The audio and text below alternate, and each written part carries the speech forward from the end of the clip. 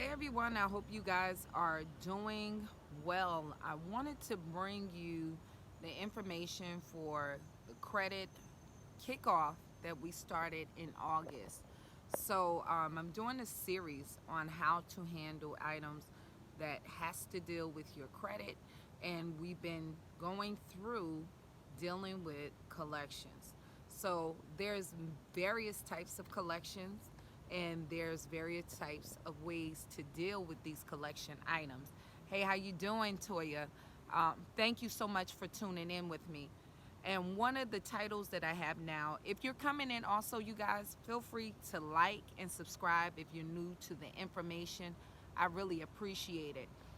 Um, we have a lot of folks now that are dealing with almost it looked like a new wave of collections, which are results from an apartment or an eviction. So you don't see evictions as much reported on public records. So the new way that they're doing evictions is by selling your balance that you have from that apartment complex to a collection company, and that is showing up as a collection from an eviction. But there's some key ways to fight this information. So you want to keep in mind, anytime that you are dealing with the item that is a result from a collection, you always want to validate the debt. That is always going to be your first priority, is to send a debt validation letter. What is a debt validation letter?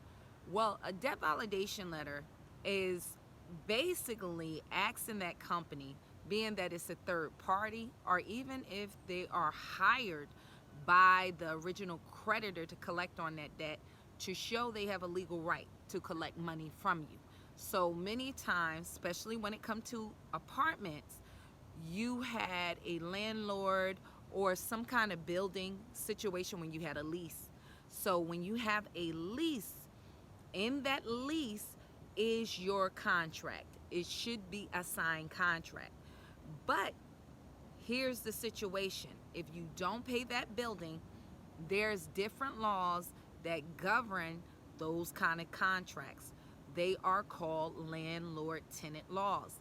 Those laws go state by state. So one of the ways that you can attack these kind of collections is, number one, in the original contract, did you give your landlord or that building the right to sell that debt? Keep in mind, buildings, landlords, rental units, these are businesses under the tax code. So many of these companies or a private landlord will write that debt off on their taxes. And because it was a loss, the IRS will give them a tax credit for that loss. So they're not able to collect on that debt. So you have big buildings that will sell that debt off and actually not only recoup the money for the apartment, or the payment that you didn't pay with a tax credit from the IRS, but also sell that debt and recoup more money even beyond what was lost. So when you're dealing with those kind of collections, you really want to know what is the particular landlord-tenant law that governs your state. So a lot of these companies that are collecting these debts are not in your state.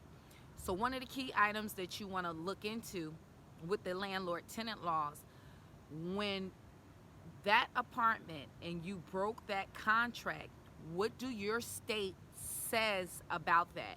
Many a times, if you left that apartment and that landlord rented that apartment out, they cannot hold you responsible for the whole lease or the balance of the terms of the lease. They can only hold you responsible for when that unit was empty and they lost rent. So if they sold that debt to a collection company, but in essence, your state says if they actually rented that apartment out the next month and your rent was $1,000 a month, you can only be held responsible for that $1,000, not for the rest of the months on your lease. So say you broke your lease and you had 4 months left on your lease and your rent was $1,000 a month. That landlord or that building now is saying that you owe them $4,000. If they find a tenant to rent that apartment, many times under different states, landlord tenant laws, and this is just not legal advice, you guys, you have to talk to an attorney in your state, but many a times if you look into that, can they charge you that whole $4,000 if they were able to rent that unit? If they were able to rent that unit the next month, it could be by your state laws, they can only hold you responsible for $1,000. So that's what you need to look at. What did they do with your security deposit? Did they take the security deposit for the back rent? Did they apply it to what was owed? Did they tell you you had damages? If you had damages, they have to notify you of that. If they are including in that balance damages, they have to provide proof of those damages that you owe. So many a times you have this third party collector that really don't have any details of what that debt required. So if you had damages, how are they charging you for these damages if they're saying that's part of what you owe? Well, where's the proof of these additional damages? So let's use the amount that you only had a month left on your lease and you left early, and then the landlord or the building say you owe them damages because the carpet was messed up or the door was broken. Okay, well, how much did it cost that landlord to replace that door? How do I now owe you $3,000 or at least an additional $2,000 worth of damages? How did you acquire that number? How do I owe them that? So you can demand documentation like that. How are they getting to the number of this debt being owed? So when you are dealing with this third party, they usually don't have the details.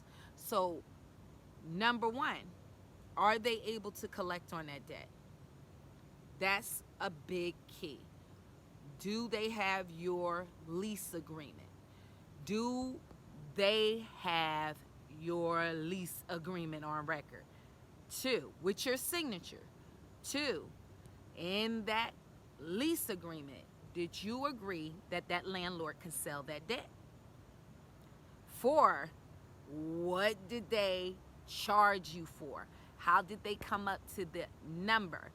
Good evening, Miss Williams. Thank you for joining me. How did they come up with that number? So you want to look into that. 5, can they even charge you for what they're charging you for with the landlord-tenant laws that is in place in the state that you rent it from? And so many a times you need to seek an attorney, talk to an attorney. And also, when you talk to the attorney, find out is that past the statute of limitations to even collect on that debt.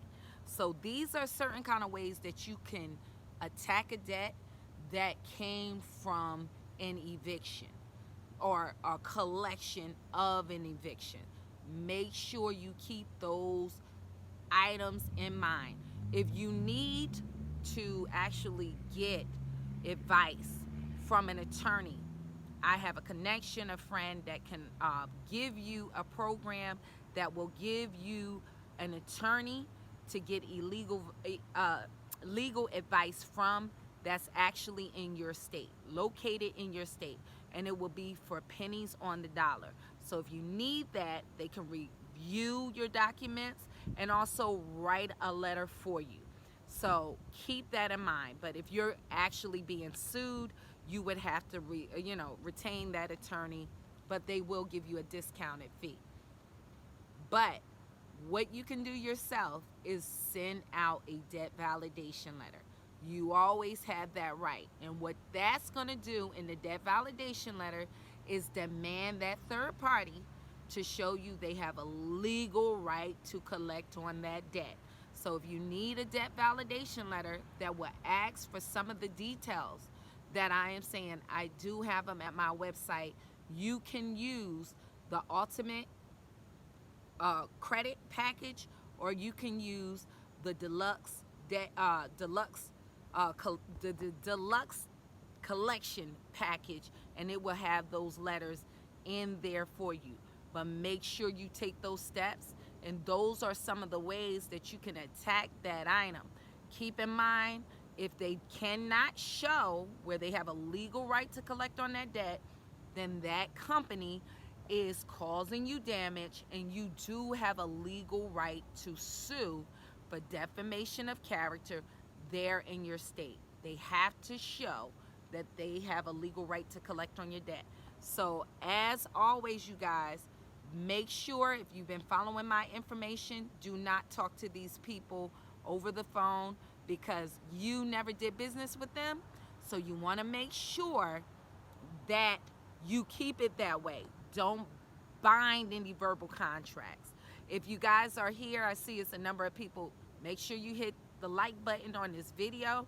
If this information is helpful, feel free to leave a comment, and I will reply back to you guys in my videos.